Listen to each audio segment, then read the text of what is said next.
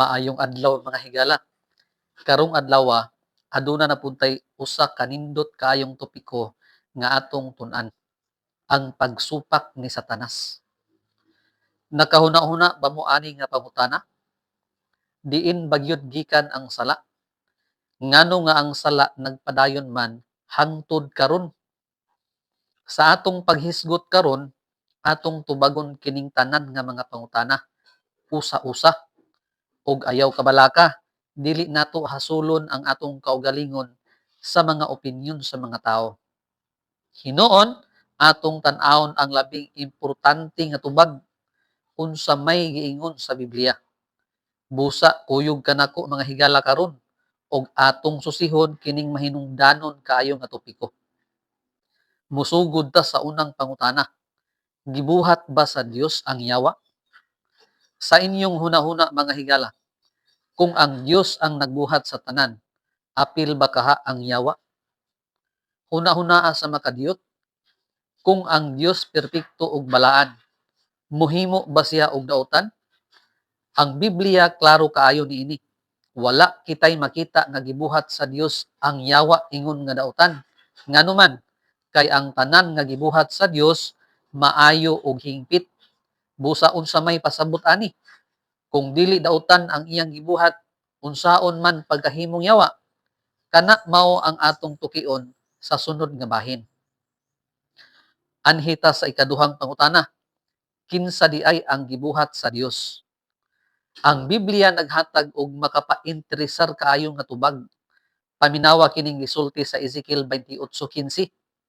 Ikaw hingpit sa imong mga kagawian gikan sa adlaw sa pag-umol kanimo, hangtod nga ang dili pagkamatarong hingkap lagad diha kanimo. Unsa may atong masabtan ani mga higala? Ang gibuhat sa Dios hingpit. Sa sinugdan, walay daotan gikan kaniya. Apan miabot ang higayon nga ang dili pagkamatarong hingkaplagan diha kaniya. Kinsa man gyud kining gihisgutan dinhi? Kining kapituluhan naghisgot sa prinsipe o hari sa Tiro. Apan aduna kini mas halapad nga kahulugan. Sa mabinantayon nga pagbasa, makita nato nga dili lang kini kutob sa literal nga hari. Nganuman, kay adunay mga pagpasabot dinhi nga dili gyud mahisakop sa ordinaryong tao lamang. Pananglitan, sa bersikulo 13 nag-ingon, ikaw didto sa Eden, sa tanaman sa Dios. Busa kinsa may anaa sa Eden og nahulog ngadto sa pagpakasala, dinhi nato masabtan nga kining panagnaa nagatudlo usab kang Lucifer, ang usa ka binuhat nga sa sinugdan hingpit apan sa ulahi misupak sa Dios.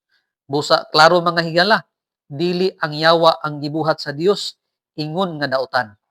Ang gibuhat sa Dios usa ka hingpit nga binuhat apan siya mismo maoy mipili sa dalan sa dili pagkamatarong. Mao kini ang ikatulong pangutana. Unsa man ang katungdanan ni Lucero sa wala pa siya makasala? Mga higala, sa wala pa mahulog si Lucero ngadto sa sala, aduna siya'y hataas kaayong katungdanan didto sa langit. Paminawa ang giingon sa Ezekiel 28:14. Ikaw mao ang dinihog nga kirubin nga nagatabon. Og sa bersikulo 16, gitawag usab siya nga nagatabon nga kirubin. Kini nagpasabot nga si Lucero dili ordinaryong manlunda lamang. Aduna siya'y espesyal og halangdong posisyon duol sa presensya sa Dios. Tungod sa iyang katungdanan nga haduol sa trono sa Ginoo, daghan ang nakasabot nga siya tingali usa sa labing taas nga mga manlunda og posible pagani nga pangulo sa mga manlunda. Busa unsay atong makita dinhi? Sa wala pa siya makasala, si Lucero adunay taas nga dungog, taas nga katungdanan ug duol kaayo sa Dios. Anhita sa ikaupat nga pangutana, giunsa man ni Lucero pagkahimong yawa? Mga higala, importante kaayo kining pangutana kay kung si Lucero hingpit man sa sinugdan, unsa man ang nahitabo kaniya. Ang Biblia naghatag og klarong tubag, paminawa ang giingon sa Ezekiel 28:17. Ang imong kasing-kasing gipataas tungod sa imong katahom, Gidaot mo ang imong kinaadman tungod sa imong kasilaw. Unsa may pasabot niini mga higala. Si Lucero nasayop tungod sa garbo. Tungod sa iyang katahom ug kahimtang, mitubo ang iyang pagtan-aw sa iyang kaugalingon. Ug tungod niana, nadaot ang iyang hunahuna ug kinaadman. Apan dili lang kana. Sa Isaias 14:12 ngadto sa 14, makita nato unsay sulod sa iyang kasing-kasing. Naunsa ang pagkahulog mo gikan sa langit o kabugason, anak sa kabuntagon, ug ikaw miingon diha sa imong kasing-kasing, ako mukayab ngadto sa langit, ituboy ko ang akong trono sa ibabaw sa mga bituon sa Dios. Himuon ko nga ang akong kaugalingon mahasama sa hataas o yamot. Mga higala, unsa may atong makita dinhi. Ang problema ni Lucero dili kakulang sa katahom, dili usab kakulang sa katungdanan. Ang problema mao ang garbo ug pagpasaka sa iyang kaugalingon. Gusto niya nga dili na lang siya mag-alagad. Gusto niya nga siya mismo maoy ipataas. Gusto niya nga mahasama sa labing hataas. Busa giunsa siya pagkahimong yawa. Nahimo siyang yawa sa dihang iyang gitugutan ang garbo, ambisyon, o pagsupak sa pagsulod sa iyang kasing-kasing. Ang hingpit nga binuhat nahimong kaaway sa Dios tungod sa iyang kaugalingong pagpili. Busa, klaro kaayo mga higala, ang yawa wala magsugod nga daotan.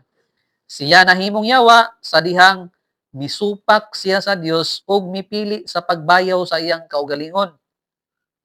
Nining mga tekstuha usab, si Satanas gidala usab ingon nga hulagway sa hari sa Babilonia ug sa ubang paganong gingharian. Sama nga ang Dios gihulagway isip hari sa iyang katawhan, si Satanas usab makita nga naglihok luyo sa mga gingharian nga misupak sa Dios sama sa Tiro ug Babilonia. Busa sa mabinantayon nga pagbasa, makita nato nga ang mensahe dili lang para sa tawhanong hari, kundili nagtudlo usab sa espirituwal nga gahom nga naglihok luyo kanila. Mao ni ang ikalimang pangutana. Unsa ang gihimo ni Satanas sa iyang pagsukwahi? Mga higala, kung si Lucero misupak sa Dios, unsa man ang iyang sunod nga gihimo? Ang Biblia nag-ingon nga dili lang siya naghuna-huna sa pagsupak. Iyang gidala kini ngadto sa aksyon. Paminawa ang pinadayag 12:7. Unya nahitabo ang gubat didto sa langit. Si Miguel ug ang iyang mga manulunda nakigubat batok sa dragon, ug ang dragon ug ang iyang mga manulunda nakigubat. Unsa may atong makita dinhi? Si Satanas nga gitawag usab nga dragon nakigubat batok sa Dios. Dili lang siya misupak sa iyang kasing-kasing, kundili iyang giimpluwensyahan usab ang ubang mga manulunda aron muuban kaniya sa rebellion. Busa unsa iyang gihimo sa iyang pagsukwahi? Naghimo siya og gubat batok sa langit mismo. Gidala niya ang kagubot didto sa dapit nga hingpit unta nga malinawon. Dinhi nata sa ikaunom nga pangutana. Unsa ang sangputanan niining gubat sa langit? Mga higala, kung adunay gubat, aduna gyud nay resulta. Kinsa man ang nidaog? Og unsa ang nahitabo kang Satanas? Paminawa ang tubag sa Biblia sa pinadayag 12:8 ug 9. Apan gilupig sila og wala nay dapit pa alang kanila didto sa langit, ug gitambog ang dakong dragon, ang serpente nga karaan, ang ginganlag yawa ug Satanas, ang maglilimbong sa tibuok kalibutan. Siya gitambog ngadto sa yuta, ug ang iyang mga manulunda gitambog uban kaniya. Unsa may atong makita dinhi? Napildi si Satanas. Wala na siya'y dapit didto sa langit. Og siya, uban sa iyang mga manulunda, gitambog ngadto sa yuta. Mao kini ang sangputanan sa iyang pagsupak, kapildihan ug pagkahulog. Og dili lang kana, gipamatud-an usab kini ni Ginoong Hesus sa iyang giingon. Nakita ko si Satanas nga nahulog ingon sa kilat gikan sa langit. Mga higala, paspas kaayo ang iyang pagkahulog. sama sa kilat nga mukilab gikan sa langit. Busa unsay atong masabtan dinhi, ang pagsupak sa Dios walay lain nga kapadulngan kundili mao ang kapildihan. Mao ni ang ikapitong pangutana, hain man karon ang yawa. Mga higala, human si Satanas mapildi o gitambog gikan sa langit, asa man siya karon? Nagpabilin ba siya sa langit o anaa ba siya sa lain nga dapit? Paminawa ang giingon sa Biblia sa pinadayag 12:12. Tungod niini paglipay o kalangitan o kamo nga nanagpuyo niini. Apan alaot kamo o yuta o dagat kay dinhi kaninyo nahilusad ang yawa nga puno sa dakong kapungot sa langit. Kay diha kaninyo nahilusad ang yawa nga puno sa dakong kapungot. Sanglit na sayod man siya nga hamubo na lamang ang iyang panahon. Unsa may atong masabtan ani? Si Satanas anaa karon dinhi sa yuta. Og unsa ang iyang kahimtang? Puno siya sa kapungot. Nganuman, kay nasayod siya nga hamubo na lang ang iyang panahon. Busa mga higala, dili nato maliiton ang sitwasyon. Ang yawa dili lang istorya. Aktibo siya, nagalihok og nagalimbong sa kalibutan. Mao nga daghan tag makita nga kasamok karon, dautan og talibog sa kalibutan. Anhin nata sa katapusang pangutana, unsa ang gibuhat ni Satanas dinhi sa kalibutan? Mga higala, kung anaa si Satanas dinhi sa yuta, unsa man gyud ang iyang gibuhat? Nagpabilin lang ba siya nga walay gibuhat? O aktibo ba siya? Paminawa ang pasidaan sa Biblia sa unang Pedro 5 versikulo 8. Magmalinawon kamo sa huna-huna, managtukaw kamo, ang inyong kaaway nga mao ang yawa, nagalibot-libot sama sa liyon nga nagangulob, nga nangitag iyang matukob. Unsa may atong makita dinhi? Ang yawa wala nagpahulay, nagalibot-libot siya, o giunsa siya paghulagway, sama sa liyon nga nagangulob. Unsa may buot ipasabot ana? Ang liyon mangita gyud og tukbon, dili siya mohunong hangtod makakita siya og biktima.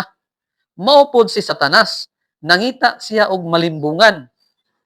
Busa unsa ang iyang gibuhat dinhi sa kalibutan? Nagalimbong, nagadala siya og kasamok, og nangita siya og tukbonon. Mao nga ang Biblia nagaingon, managtukaw kamo. Pasabot niya na, magbantay kita, magmata sa espiritual, og dili magpahulog sa iyang mga limbong. Mga higala, usa ka seryoso kaayong pasidaan kini. Apan usab, usa kini kapahinumdom nga kinahanglan, kita mag-andam og magpabiling duol sa Dios. Mga higala, ang panag-away taliwala ni Hesus ug ni Satanas nagapadayon hangtod karon dinhi niining kalibutana. Og sumala sa Biblia, si Satanas labi na gyud nga nasuko ni adtong mga tawo nga nagabantay sa mga sugo sa Dios. Paminawa ang giingon sa pinadayag 12:17. Siya nasuko batok sa mga nagatuman sa mga sugo sa Dios. Nganuman, kay tin-aw kaayo ang katarungan mga higala, ang mga nagabantay sa sugo sa Ginoo adunay saad nga sila makasulod og mopuyo sa gingharian sa Dios hangtod sa walay katapusan. Mao kana ang giingon sa pinadayag 22:14. Busa mga higala, kinahanglan gyud kitang magbantay kay si Satanas sumala sa Juan 8:44, usa ka bakakon ug mamumuno. Tungod niini, dili gyud luwas ang pagsunod sa iyang mga sugyot. Busa unsa man ang atong buhaton, ato siyang talikdan ug atong sundon si Kristo. Paminawa ang yano apan gamhanan kayo nga pulong ni Hesus sa Juan 14:15. Kun nahigugma kamo kanako, inyong pagatumanon ang akong mga sugo. Busa mga higala, ang atong pagpili karon importante kaayo. Mosunod ba kita sa limbong sayawa o mosunod ba kita kang Kristo nga naghatag kanato og kinabuhi ug kamatuoran? Hinaot nga ang atong tubag klaro. Mosunod kita kang Hesus, mutuman sa iyang mga sugo og magpabiling matinumanon hangtod sa katapusan.